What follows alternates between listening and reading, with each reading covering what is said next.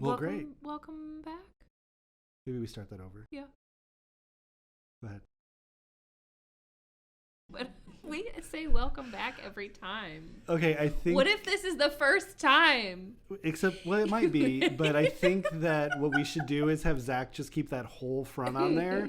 So if it sounds like we're really unsure about who's saying what... It's because we are. And it's great for this episode, whose topic is failure to launch. We're going to think too hard about it and never start. Right. So we just really overthought that intro and just stumbled across it. And yeah. There's so, not hi, enough Caitlin. rum in this mojito. Yes. Let's just get right to the drink. So let me pull up my beloved recipe here. Let's see how close I can get. Okay. I bet it's 1.5 ounces of rum. It is 1.5 ounces of white rum. Because everything is 1.5 ounces, everyone. That's the standard Yep. spirit measure. 1.5 ounces of white rum, simple syrup, and club soda with muddled mint. Yes, and then also a squeeze or an ounce of lime juice. Yep. So this one has 1.5 ounces of white rum, an ounce of lime juice. This one has 2 teaspoons of sugar. Oh, so we use muddle with turbinado with the sugar. Mint, yeah. You put it in with the mint, you muddle it, it chops it up and breaks the mint oils all out. The best mojito I've ever had was in Cancun at Casa del Habano, which is like it's a cigar shop, but it's also a little cocktail bar. The man, whose last name I have since forgotten, his first name is David, and his business card literally says the Mojito Man on it. I mean, it's like a world-renowned mojito, but he muddles the mint with like an actual sugarcane stalk in the glass. It's the most delightful. If you ask nicely, he'll also draw you a map of where to buy a very good hat in Cancun. Okay, so he's the mojito guy and the hat whisperer, apparently. I think that, so when you say that, like I'm remembering that in Cabo, where we went to the all-inclusive club that was definitely not a swingers club, but when we got there, we realized that anytime it says that, that means it is what it is. So that was we don't have time for that today. Very awkward. We don't have time for that tangent, but just know the warning. If the reviews say... Like the content warning is too long for that. If the reviews say definitely not, it means it definitely is. But it's still all inclusive. That seems like the worst code ever. How do you decide? I don't know. Like, it was because friends of ours booked it. And how good are friends? Couple, really good friends. Not that good. Not that good. Wow, this tangent has gone off the rails. But anyway, while we were in Cabo, I was just going to say one of the bartenders did muddle mojitos with a sugar cane. It's so cute when they do it because like the Collins thing. glass is the perfect like diameter and this Yeah, and you get the sugar it's and also, the mint it's and a everything. sugar, but then there's like an extra little earthiness to it from the actual cane that you lose when you refine the sugar. It's they so good. didn't wash it or what? No, it's just because it's like it's much closer to the earth than white sugar. Well, yeah, I mean, we always use turbinado sugar when we do mojitos, and I kind of like having that crunchiness in the bottom of the glass. It's kind of nice. So yeah, that's the mojito. And there isn't enough of it. And it's an easy enough one that you cannot fail to launch that mojito right into your mouth when you're done just like having it. Okay, so our topic's failure to launch, which is basically like you need to do something and you just keep not procrastinating really, but perfectionism is the enemy of progress. Yes. Times 378,000. Correct. It's one of those where, sometimes just getting it out the door is better than having it be perfect. I struggle with this so much in my photography business. It is unbelievable. Unbelievable. And not even with the like actual product of photos or like the creation of photos, but social media just is the bane of a small business owner's existence. And that is like, I get hung up there every time where I'm like, maybe I have this colon in the wrong place and maybe this isn't the right words to say and what hashtag should I be using? And so I just don't. Wow. It's like, yeah. Well, the good thing about that is you get enough business from repeat customers and word of mouth. I have the best clients Yeah, in and that you also regard. don't then have to deal with like random stranger wanting some sort of weird photograph because you could just be like, I'm Not sorry, anymore. I'm booked. Yeah, that can get really weird. It's right up there with not a swingers club. Bringing it back around. Yes, do not do that kind of photography. I had a man call me twice for boudoir, right? Intimate photos for his girlfriend. He was very explicit on the phone. Intimate photos of him to give to his girlfriend, not intimate photos. Not like female boudoir, which is an entire genre and is beautiful and wonderful. Yeah.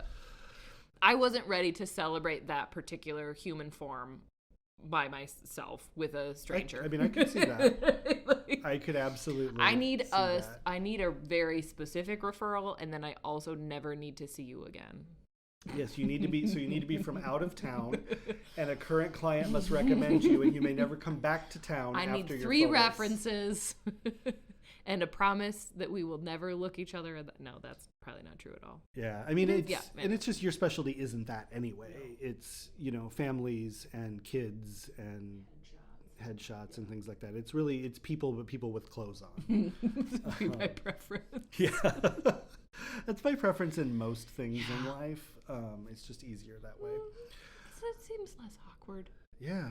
I think the other thing is, like, sometimes the planning piece, like, you don't even get to perfection. No, because there are so many choices. Yeah, and you over-plan it. Mm-hmm. And we talk a little bit about that. So oddly enough, producer Zach is our guest for this one. And we talk about launching the podcast and the pitfalls that we ran into and how we finally just decided to grit our teeth and do it. And 5 minutes ago, I'm like, hey, maybe we should try this next time. Correct. We are still improving. It's the flywheel. Yes. So there are things that we still process, improve on notes and on prep work and other things because, some of it's still a little bit thrown together. And I think that by the time we get through like maybe 15, 20 episodes, which I think we're getting close, probably at 15 by now or close to it. I've lost track. With the ones we've recorded, not necessarily what's out there, but we'll be in a much better place and they'll go faster and they'll be easier. I think the other thing is, us not taking ourselves too seriously. If you were wondering about that at this point and you've listened to the podcast, I'm confused, but the beginning of this intro should also tell you that we don't take ourselves too seriously. Yeah. Okay, so swingers and male boudoir photos are not the topic of this podcast. Neither of those things will be launching in this next segment. Those will both fail to launch. Shelved. And continue to fail forever.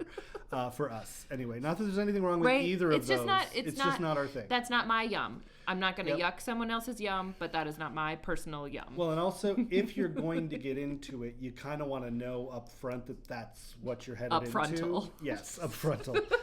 Well, that'll be a new term, upfrontal. We'll see if Christian can get us to rank for that keyword, which has like 4 people searching for it, probably.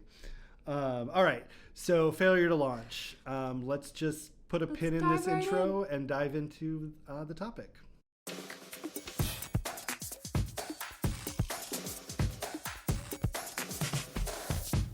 Well, hey there, Zach. Welcome back for another episode. You were in one recently, I believe, or maybe not yet. Wait, has your episode aired yet? Yeah, it just aired a couple weeks ago? Recording this, like a couple weeks ago. Yeah. Okay, good. I thought so, but then I'm like, because I do listen to them like after the fact when they're out in the wild. But yeah, so today we're here to talk about something completely different, though. So you talked to us about content, and I guess it can be related. So as we talked in the intro, like we're talking about the age-old problem of failure to launch.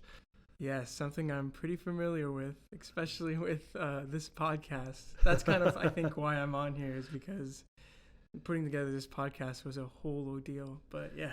Yeah, it was. And I think that what's been interesting about that is when you listen to the early episodes, the equipment we were using is very different than what we're using now.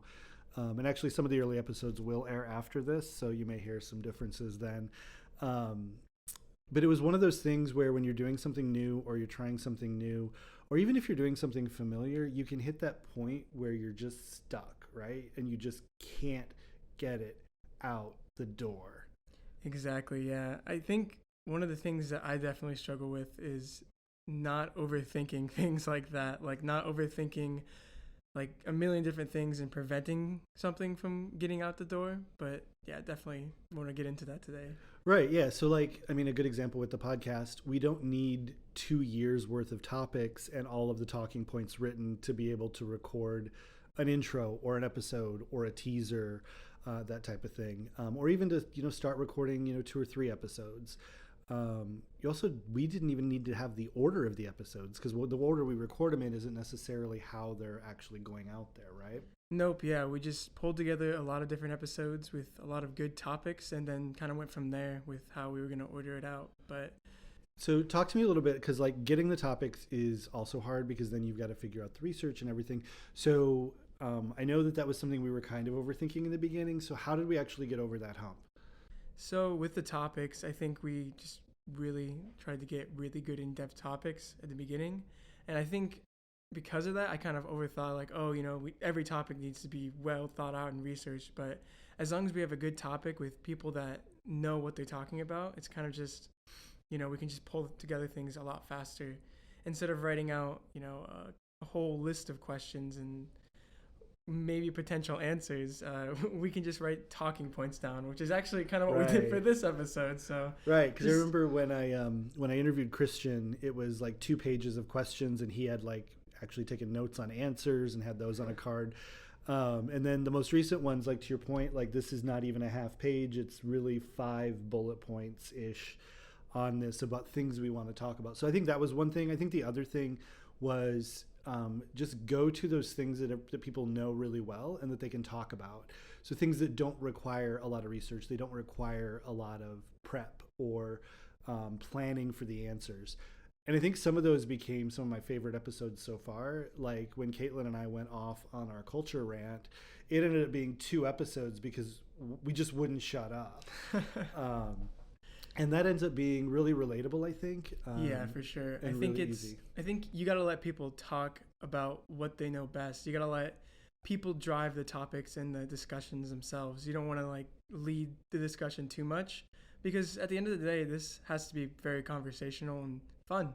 And it's not fun if we're just sitting here like, I really think social media is good because of this answer I wrote down. Mm-hmm. No, I think social media is good because I don't know. I like the in-the-moment answers more than scripting everything now that we've gotten through this. And you don't want it to sound like people are reading things. Exactly. So, and the easiest way to do that is to not read from a script, to yes. do things that you know about and talk about and can really just kind of vamp on, I guess. Yeah. I think the other thing is, and I know we talked about this in the beginning, we did a lot of research on like how to make it perfect or how to make it really great. So like, what microphones should we use? What software should we use to record it? How do we filter it? How do we do this? How do we do that? And we finally just hit a point where it's like, okay, look, we've got a couple of Yeti mics. We can sit in the office. We can figure out whether the air conditioning is a problem or people walking by. Let's just record something and like see what happens. Yeah, I think that's a great point. Like ideally, right, we could have gotten the perfect podcast room with like egg crate on the walls and all this stuff. But I think working with what you have and then adapting is a lot better than trying to get everything perfect right away, because you can make a lot of mistakes and you can overthink a lot of things that way. I think it's easier just to learn on the fly, like going from our original setup and learning what worked and what didn't. And then these mics now, I think we wouldn't have gotten to this point if we didn't go through a lot of trial and error. And I think that's really important to do. Yeah, I think that's definitely true. And I'll go back to like the episode where I interviewed Christian. It was one of the first ones. We were in the same office already. We were, he was ready with the topic. I know about the topic enough to ask questions. So it was a really good one. But we just sat at our community table where we eat lunch. We had a Yeti mic in between us. We told everybody to shut up. We turned off the overhead AC, like set the thermostat way high or way low. I can't remember if we recorded that in winter or in summer, so that we wouldn't have the fan blowing. And it came on anyway at one point. Mm-hmm. And we just recorded it to see, like, what do we get? How is that? And it was fine. It was good. There isn't anything in that episode that's necessarily, like, makes it unlistenable or we wouldn't have put it out. But to your point, like, it was better for that to be good and ready to go and ready to launch than to be perfect and sitting on your hard drive or sitting as an idea because we hadn't gotten the perfect microphone or we didn't have a sound barrier, that type of thing. Mm-hmm. I think a lot of people, when they're trying to launch big things like this, they'll overthink every little detail.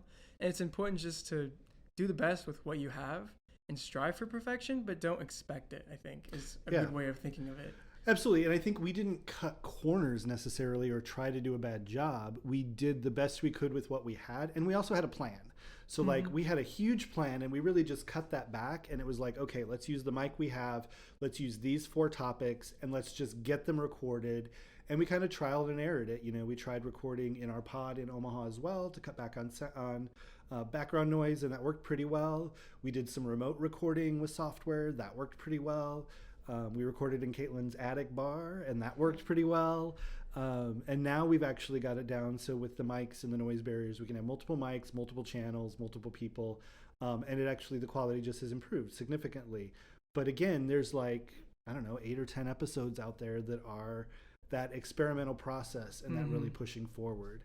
And I think that's perfectly okay. It's great. Yeah, I think the setup we have now is definitely more adaptable. I don't want to say we can take it anywhere, but we can take it a lot of different places now, and it'll probably turn out just as good.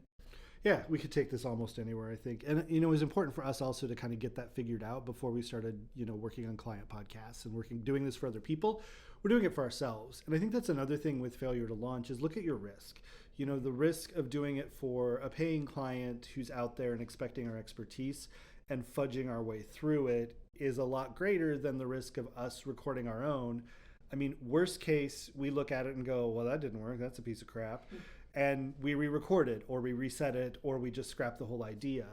And so that risk piece is sometimes getting over the failure to launch piece can just be trying it in a low risk environment, seeing how it goes to get you a little bit more comfortable with just doing it. Exactly. Yeah. I think doing it for yourself is definitely a good test, because if you can't do it or you can't accomplish what you want to accomplish, then maybe it's not something that you want to do. Yeah, absolutely. Yeah. And I think us doing it here has really helped me streamline our process a lot.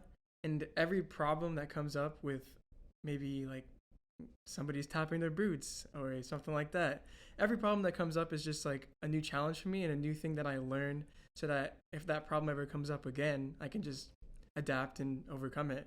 And I think with failure to launch, some people, if they come into contact with those problems, they want it to be it just stops. Yeah. I'm just done. I won't move past this problem. They're like, oh, wow, that sucked. I don't know how to get rid of that. But like I said, I think the low risk encourages learning from your mistakes rather than putting everything into one big gamble. Yeah, and I know on some of the earlier episodes, and we've worked to edit it out a little bit, but I have allergies. I was my breathing was super heavy, and the mic was picking it up really heavy, and I was super self-conscious on it. Had a bunch of people listen to it, and they're like, "Yeah, you notice it, but it's not something distracting. I still get what's going on there." But now I'm a little bit more conscious of my breathing. But we also have better software, better microphones that don't pick that up as much. So I think that's good. I do want to take us down a little bit of a rabbit hole because we do need a good tangent. Oh, of course. So when you talk about try it for yourself and do it in that low risk environment. So it's kind of like if you're learning to cook a new dish. So I love Dan noodles, and I think it's one of my favorite dishes. And I've always had to get it at a restaurant because I've never known how to make it. Well, I finally was like, this is ridiculous. I shouldn't pay $18 for noodles. So I found a recipe and I tried it at home, just for us at home, and made it. It was pretty good. It was a little bit too spicy because I misread the ingredients, and also the Asian market sold us the chili flakes in oil that are the ones that native Asian people get. Oh no. And they didn't really warn us that they're more potent. We actually used the Google Translate to scan, and the label actually had something like fire or whatever, warns you that these are crazy hot. So I did that first, and it was tearing our mouth apart, and we were great. So then the next thing, though, we had 2 friends come over who are really, really forgiving and really close friends, and basically told them, this is our second experiment with this, and went through it there. I cut the spice in half, and it was still tear your mouth apart, but the flavor was so good, and so everybody was chugging water and milk and bread, but I want to keep eating because the flavor's really good, but it's burning my mouth apart. And so before I do it from anybody for more people, like people at work or whatever, which I've never done. I might. I've kind of got it down. You would probably like the previous, like super spicy. Definitely. I love spicy food. But yeah, it's that whole like do it in a smaller circle and then you can kind of move out from there, which is good. I think, so you talked about the challenges as well. So I think one of the challenges that I had as someone who understands that we make money based on the time we spend on things was in the early days, like the time you were spending editing podcasts was like, it was like, Zach, like, hello, you need to cut this back. Like you can't spend this many hours on it. Yeah. And that's definitely something I was conscious of, but I think that was also a part of the failure to launch. Like perfection. Yeah. I was very focused on perfection, but I don't regret like, spending the time I did because I learned a lot from it. And now, like, I can edit a podcast maybe like an hour, maybe 2 hours, if I'm really into it, an hour anyway. But I think like I think because we did it in a lower environment, I was definitely able to streamline that. And I think yeah, that was just a part of kind of like our failure to launch at that point. Like maybe I was a little too focused on perfection, but I definitely learned from that. And I think from it came like definitely a good process. Yeah, so. It took us quite a few hours to get those first couple of episodes edited. And again, part of that was the equipment and those background noises, like somebody walking behind us sounded like you were stomping on the table. And then learning the software and how to use it and how to solve those problems. It was definitely a learning experience. Yeah, and I think that gets you to a point where, you know, you're listening to it and you're overcritical. You want it to be perfect. But you can find that person that you trust, the person you know is going to give you an honest answer, and have them listen to it. And when they go like, I think you could launch this, it's like, okay, I'm really overthinking this. I'm really over-perfecting this. It's probably fine. Yeah, and I think that's something that I definitely learned. I would show it to Jesse, and he's like, oh, this is good. There's one little thing that I would fix, but other than that, and I was like, well, I thought there was a lot more to fix in there. Yeah, so, I hear 20 problems, but I guess I don't need to go micromanage and fix all of Yeah, it's just overanalyzation is something that's so tough to get over. It's like when you're making something creatively or even like technically, it's just like you want it to be the best it can be, and you hyper-focus on things that nobody would even hear, like your breathing, for example. I never noticed it until you pointed it out either. Yeah, and for me, that's all I heard. But even like, you know, my mom listened to it and other people listened to it and they didn't even notice if I hadn't said anything. And that's how a lot of those things are, I think. Yep. I think especially another challenge for like running a podcast is getting comfortable with your own voice and being able to listen to it objectively and not be like, wow, my voice sounds horrible. I think a lot of people can relate to that. It's like nobody likes hearing their own voice, and if you do, it's like you're a special kind of person for sure. Well, yeah, and that's something that I mean, I have a background in radio. I did that for a long time in high school and college, but you learn really quickly that like the voice you hear in the headphones and that you hear on the recording is actually what everybody else is hearing from you. That's your voice. The only one who's hearing your voice the way you do is you, because you're hearing it more from your internal like you know, resonance and whatnot. So it does take some getting used to, but I think that, you know, wearing headphones a lot, listening to yourself over headphones, the more you do it, the more you get kind of numb to that. For sure. But yeah, so I think those personal like pet peeves that you have that no one else is going to notice are another like watch out from a failure to launch. Like exactly. You're probably the only one preventing this from launching because you're the only one being critical of those things. And it's like you said, I think a good solution to a lot of these problems is getting someone else to listen to it. Yep. So that you can get someone's perspective that isn't overanalyzing and doesn't have anything that, you know, any opinion that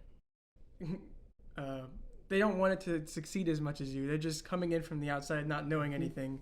So that's kind of the best feedback. Yeah, I think just doing the best you can and then getting that honest feedback is probably the best way to go. Yeah, I think that's a great one. I think the last point, because I think we're kind of getting there on time here shortly. I'm just guessing. I forgot the timer. My bad. Again, you don't have to be perfection. Like we don't actually have our little timer, but I know Zach's watching the computer time. Is you may hit a point where you're not the one to get this over the hump to launch. So you might have hit your limit, you might not have time, you might have hit your expertise limit, and you actually need to go get outside help. Yes, and I think that's another reason I probably took a lot of time in the beginning, because I didn't want to rely on other people. But that's what's great about Antidote 71 too, is you can basically rely on anybody because we all have a diverse range of skill sets. It's kind of reminding me, we just had an internship interview, but that's all what they said, is that about our company as a whole, is like they noticed that anybody can ask questions and anybody can get help from anybody, and it's such a chill environment. But yeah, definitely relying on others and not just yourself, because if you rely on yourself, you're going to hit the point where you can't do anything more, even if there's a problem. You need to take a break from it, look things up, or get someone that does know. Yep. Yeah, so I mean, there's the perfection issue, there's the hitting a block and just stopping, and I've seen so many people do that. You give them a list of 5 things, and number 4 is something they can't do, and they just stop. They don't even look to see the number 5, 6, 7, 8, 9, 10, or whatever on the list are things that they could do, and they could come back to number 4, that type of thing. So I think those are blocks. Basically, getting that outside opinion is a great way to get over that hump. And then ask for help. Like, we don't have to do everything ourselves. Yes, exactly. We definitely ask for help. So those are really great ways to kind of jump over that failure to launch. Agreed, yeah. Any other parting thoughts? Yeah, I think if you could take away one big thing, is to just definitely get feedback from people, because even if you're overanalyzing, even if you're running into all these problems, getting someone else's opinion is going to give you that clarity you need. And I think, honestly, that's what helped me, was getting Jesse's opinion, or what's his official title? Chief Creative Officer. Chief Creative Officer, yes. And Vice President. Yes, he's also a Vice President. That's true. But yeah, he definitely helped me get clarity. Riley, Christian, all those guys. So yeah. Yeah, you guys have a good network of people that you have that kind of casual feedback, where it's not a formal review process necessarily, with the 3 of you kind of being in school together, and you've known each other, and you came in at about the same time for all of you. So yeah, I think that's great, and we'll wrap this episode up and leave it there. And hopefully you don't hate hearing your own voice while you're editing this, because it does need to be edited and get out the door. I was just thinking about that too. Like, when I was editing the content episode, I was like, ooh, I sound kind of cringy. but you don't. You just sound like Zach. Exactly. It's just not used to my voice. So understandable. All right. Well, thank you so much for joining me for this one. It was a really fun topic, and the time just flew by. So. Oh my gosh. Yeah. We're almost at, I think, 20 minutes. But oh no. But yeah, no, thanks for having me. All right. Talk to you later.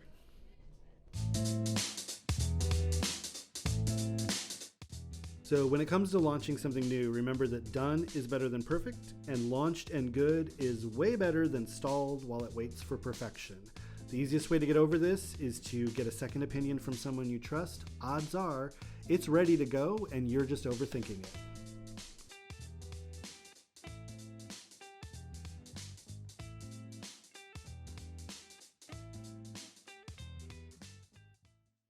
That's it for another episode of Cocktails, Tangents, and Answers. We hope it was as much fun to listen to as it was to make. You can find me on Twitter or Instagram at RichMackey. I try not to make it too difficult. It's just my name.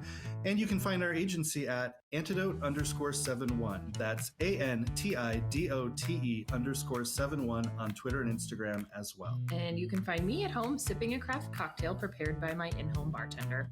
It's my husband. We'll be back with another episode every other week and a whole new cocktail recipe, plenty more tangents, and of course, answers to those pressing marketing questions. And if you'd like to send us a question, you can go to ctapodcast.live to send us an email. Or you can call our hotline at 402-718-9971 and leave us a voicemail. Your questions might be used for future episodes of the podcast. For now, like and subscribe, and tune in next time.